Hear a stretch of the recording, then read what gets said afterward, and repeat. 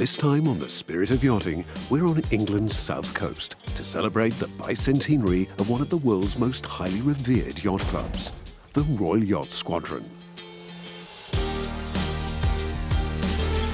For 200 years, this prestigious club, steeped in tradition and history, has been at the forefront of the development of yachting, helping pioneer and shape it into the sport we know today.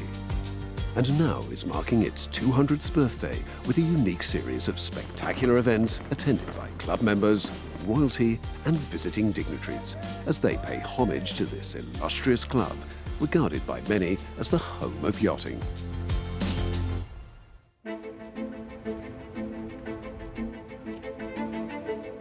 It is the morning of the Fleet Review, the showcase event in the Royal Yacht Squadron's bicentenary celebrations. For Tricia Lewington and the team at the castle, the club's home on the Isle of Wight, making sure everything goes to plan is of the utmost importance. Nothing will be left to chance. Early in the morning, all the staff are here bright and early. Members are beginning to arrive. There's a great feeling of excitement in the castle, in the town, and we're very much looking forward to delivering a fantastic day. Hello Royal Yacht Squadron, how can I help? The Royal Yacht Squadron is a very traditional place, and we all aspire to give the highest possible standards in everything that we do.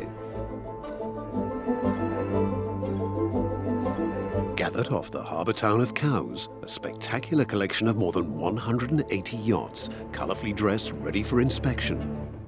And adding to the grandeur of the day, 12 visiting royals, including Prince Henrik of Denmark, Prince Albert of Monaco, and the squadron's Admiral and Guest of Honour, Prince Philip, Duke of Edinburgh. For the squadron's Commodore, Christopher Sharples, the pressure's on. This is, after all, the biggest day in the club's 200-year history. With so many variables, boats, people, wind and tide, the event poses a huge logistical challenge. To get everything to run to a precise schedule, the event has been planned with naval military precision by the Fleet Review organiser, David Hughes. Every detail has been scrutinised, every eventuality catered for. So everything looks like it's all ready to go. Yes. And hopefully the weather's holding off. After final last-minute checks, the Commodore is satisfied that they're good to go. Well, you've done a fantastic job. Oh, thank you, I know it's Commodore. taken months, if not years, of planning. Yes. And now we're about to find out whether it all works. Indeed. Thank you very much. Good luck. Thank you very much. Well, how can I say it? This is a very big day for us, no question about it. But we couldn't have done more preparations than we have. So I'm quietly confident that things will go well. It is very important to us to get this right. Our reputation means a lot to us in the Royal Yacht Squadron.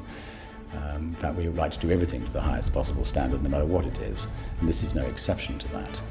We've got a lot of VIPs in here as well, so we want to make sure they feel comfortable and think we've done a good job as well. We've got a lot of the public turning up this morning to watch the events, and we want to make sure they are impressed as well. So all the pressure's on, I totally agree with you.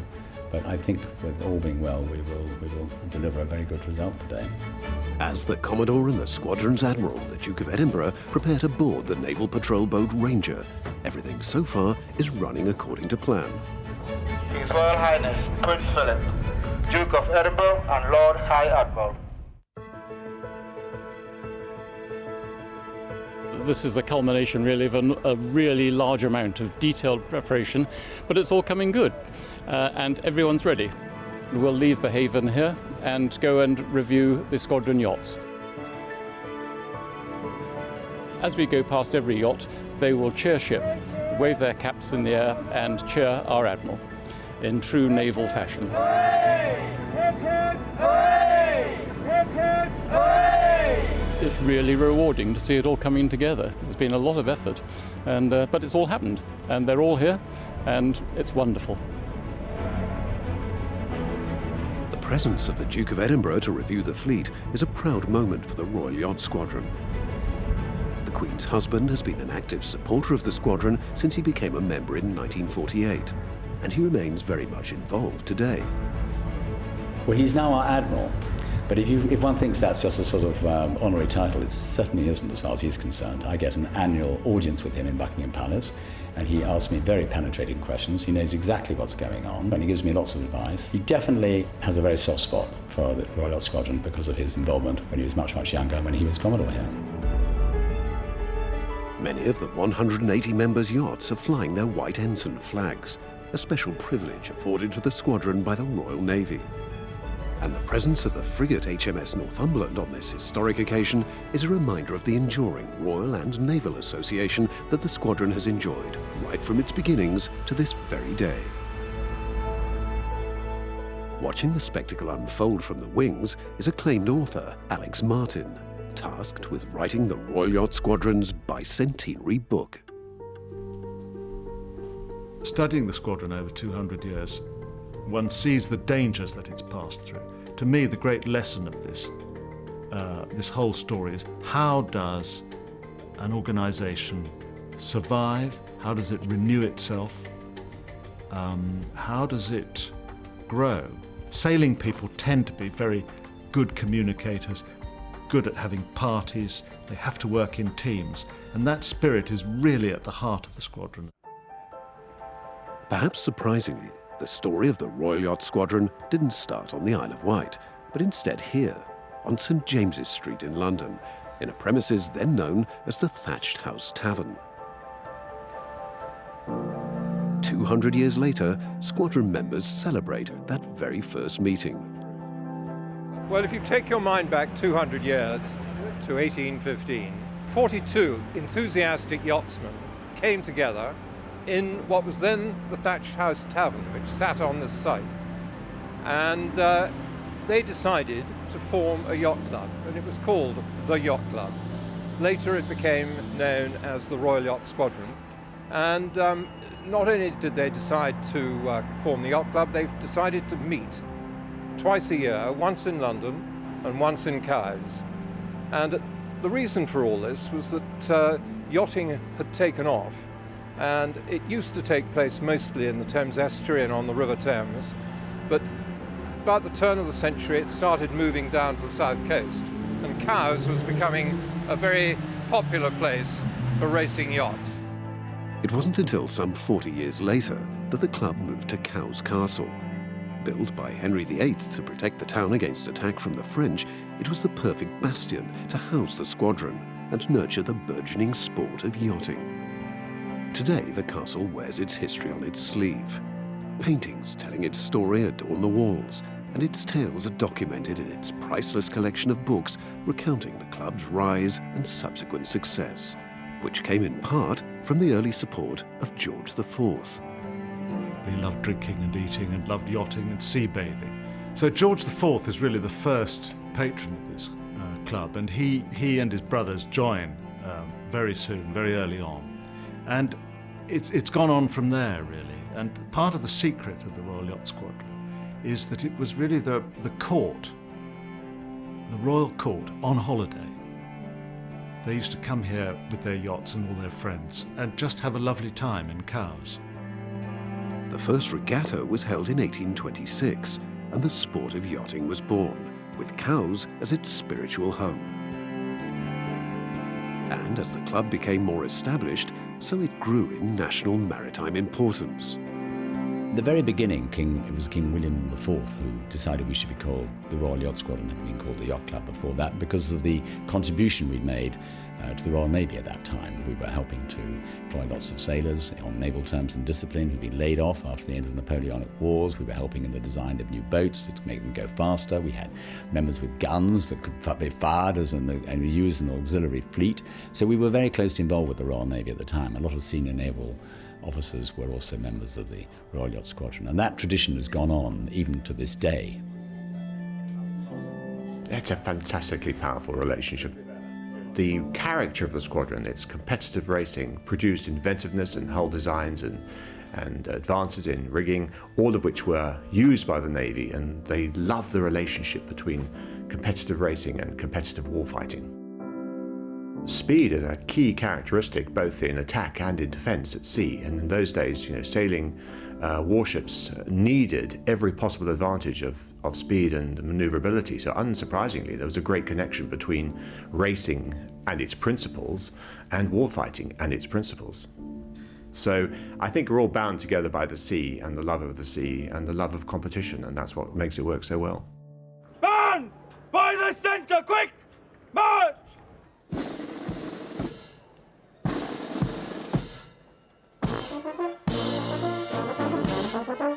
After the fleet review, members, royal guests and spectators are treated to an emotionally charged performance of Beat Retreat by the Band of the Royal Marines on the parade in Cowes.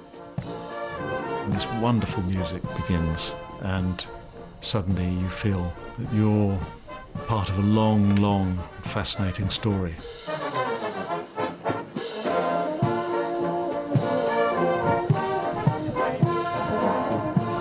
The atmosphere was indeed very powerful. I would put this down personally to the fact that there was music, absolutely beautiful uniforms, the Royal Marines, everything done with great precision.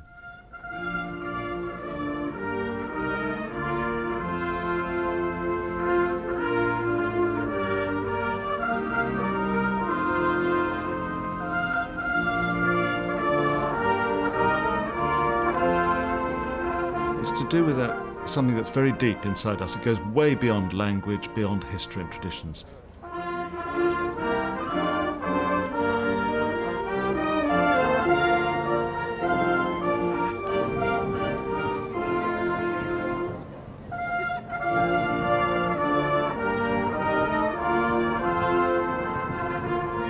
It really was history coming alive in the most beautiful way. 5, 4, 3, 2, 1. Put on. Stand by. With the Bicentenary Regatta underway, it is a chance for the squadron to do what they do so well, run yachting races. Ultimately, this is what the members love and where their shared passion lies. Well, it is first and foremost a sailing club. It's about sailing. That's the primary function, in the sense of the club. That's where it first started. Chaps who wanted to go sailing and racing against each other, even 200 years ago. They had cannons in those days. Since those early beginnings, the squadron's expertise for running yacht races has garnered international acclaim, not just for the caliber of the racing, but also for the style in which it is undertaken.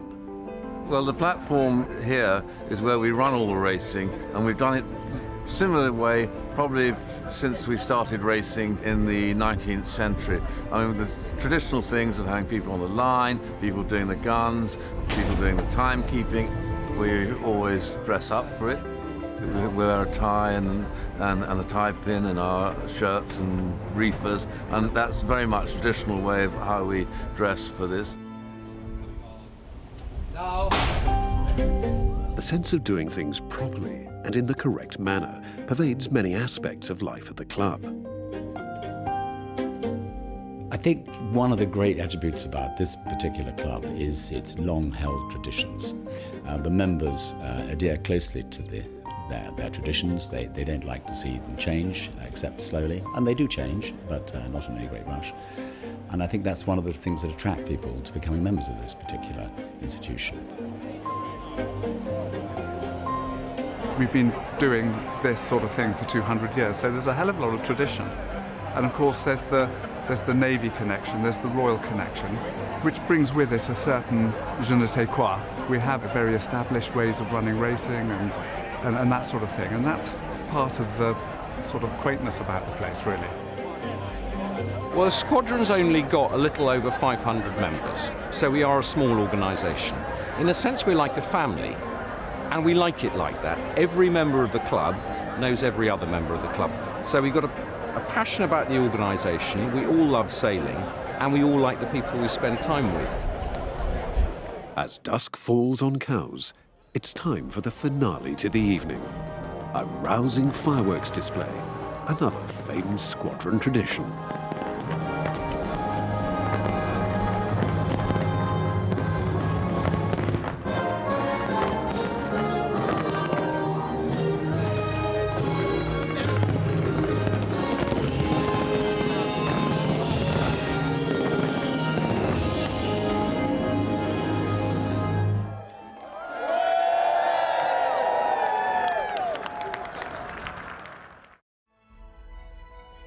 It is the final day of the Royal Yacht Squadron's bicentennial celebrations, and there's a sense of excited anticipation in the air.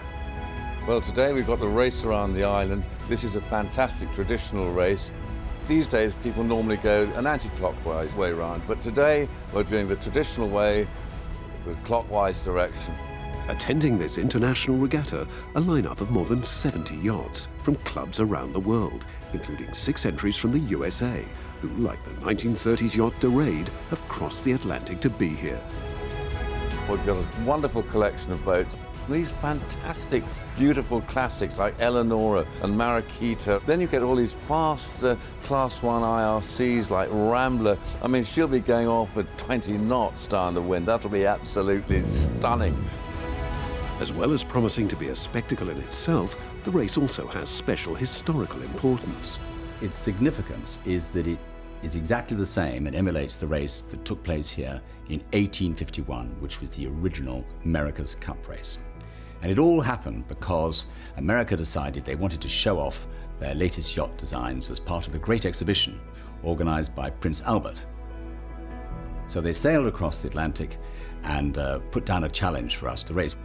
So one of our members, Lord Anglesey, went to London, bought a cup, it's called the £100 Cup, and offered it up as a prize for a race around the Isle of Wight. And that is exactly what we're going to emulate today.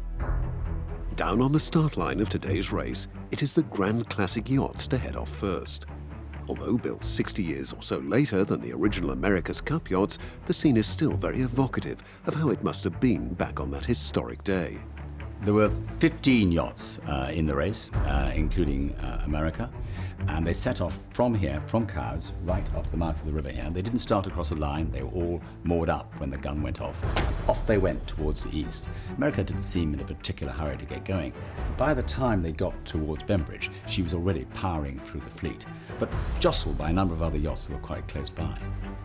Today's race is just as competitive as it was then. Eleonora, the beautiful Swiss 150-foot schooner, racing against Sumeran, an American-owned ketch. And then the squadron's champion, Mariquita, a beautiful cutter built in 1911 and helmed by John Colcutt. Their goal, to beat the other 2 yachts and be the first of the Grand Classic class to cross the finish line back in Cowes. We had a wonderful start, and the sight of all of those spinnakers set going eastbound towards Bembridge was absolutely fantastic. Going round the island on the original America's Cup course, east about, is always very, very special. Also in the fleet, 3 huge J-class yachts. But not even they are able to keep up with the modern racers like the Maxi 72s and the all-carbon Maxi Rambler as the fleet heads east along the Solent. Round they went, round the outside of Bembridge, past the Nab Light, which is just on the map here, and on they came along the south of the Isle of Wight. And as time went on, America was finding that more and more British yachts were falling by the wayside. 2 collided, and they were out of the race. Another one went ashore on the beach here and had to be rescued by another yacht that stood by to help them, and on they went. Mariquita is finding the passage along the exposed south side of the island equally as challenging as the sea state worsens. There was water everywhere as we went through the overfalls. I mean, the lee rail was completely under, about a third of the deck was underwater, a lot of water coming over the bow, all the crew getting absolutely drenched. But they're able to nurse Mariquita to the safety of the Needles, maintaining a comfortable lead, just as America had done in the original race. They came round the Needles, round the other side of the Isle of Wight, past Queen Victoria in her royal yacht, who was sitting there, watching what was going on, and when she asked who was winning, and she was told America, she said, and who is second? And she was told, Ma'am, there is no second. And the yachts carried on, and America was well in the lead of Aurora and finished 8 miles ahead of the next boat. As expected, Rambler goes on to take overall line honours in today's race, with Mariquita winning her class by holding off the challenge of second-place American yacht Sumeran in a way that Britain had been unable to do in 1851. And so America won the Cup, the £100 Cup, took it back to the United States, re-named it the America's Cup. Of course, at that time, none of us had any idea of the significance of that race. America's victory was to change yachting forever, and start a quest for the Cup that has to this date still eluded the British. However, that might be about to change. Training out on the Solent is a new high-tech yacht that is at the absolute cutting edge of the sport. At the helm, four-time Olympic champion and squadron member Sir Ben Ainslie, the driving force behind a new British campaign to bring the Cup home. Well, the America's Cup started here in 1851 around the Isle of Wight, and as the British teams, we lost it. We've never won it since. It's the last international sporting trophy that Britain has never won. And we do have a very proud maritime history in this country. And absolutely the goal of Land Rover BAR is to right that wrong, to bring the Cup back home to British waters, where it belongs, and in partnership with the Royal Yacht Squadron. Well, the members here in the squadron are incredibly excited about their involvement in this America's Cup challenge. Traditionally, sailing that our members here do is a million miles away from the incredibly high-tech sailing that these foiling catamarans achieve. These boats have carbon fibre wings. They take off and fly over the water at ridiculous speeds, close to 60 miles per hour. They're incredibly physical, and it's a very different style of racing. But I think, as the America's Cup has always been, it's partly a technology race, it's partly a sailing race. But we won't stop, we won't rest until we can get that Cup back here in the Solent where it belongs.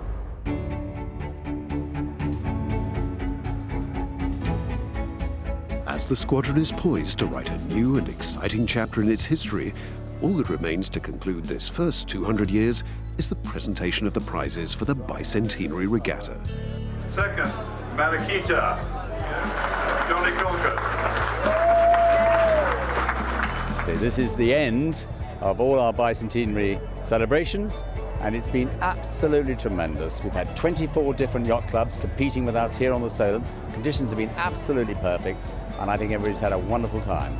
And couldn't be a better way to end our bicentenary year.